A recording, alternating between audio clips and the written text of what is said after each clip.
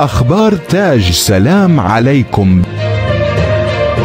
فضلا وليس أمرا، ولا تنسى الاشتراك في القناة. بينما كان العالم ينتظر بفارغ الصبر الخروج من غيمة كورونا بأقل الخسائر وتوديع سنة كانت عصيبة وقاسية على الناس، ظهرت طفرة حديثة في كوفيد-19 جعلته أكثر شراسة من نسخته السابقة وأكثر انتشارا، وهو ما سيجعل العلماء والمنظمات الصحية أمام تحد جديد، بينما تعود أجواء الإغلاق والتشديد من جديد لتطل على المملكة في علاقتها مع العالم الخارجي، وفيما انكمش معدل الإصابات في المغرب تدريجيا خلال الآونة الأخيرة، وفي وقت تستعد السلطات لبدء حملة التلقيح ضد كورونا خلال الأسبوع المقبل، قررت الحكومة ابتداء من يوم الأربعاء 23 دجنبر 2020 على الساعة 9 ليلا ولمدة 3 أسابيع اتخاذ إجراءات احترازية مشددة من قبيل إغلاق المطاعم والمقاهي والمحلات التجارية الكبرى. ودخل المغرب مرحلة ترويض الفيروس بإعلانه فتح عملية تطعيم وطنية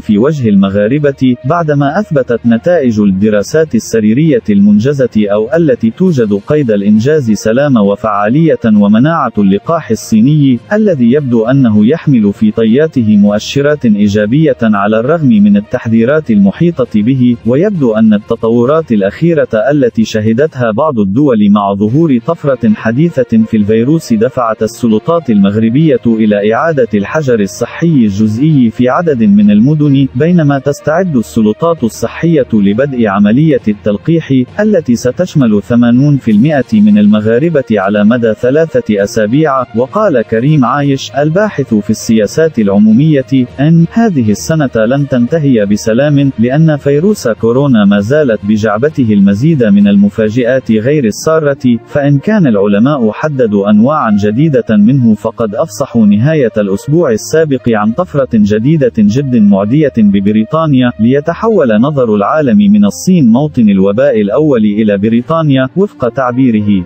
شكرا لكم على المشاهدة.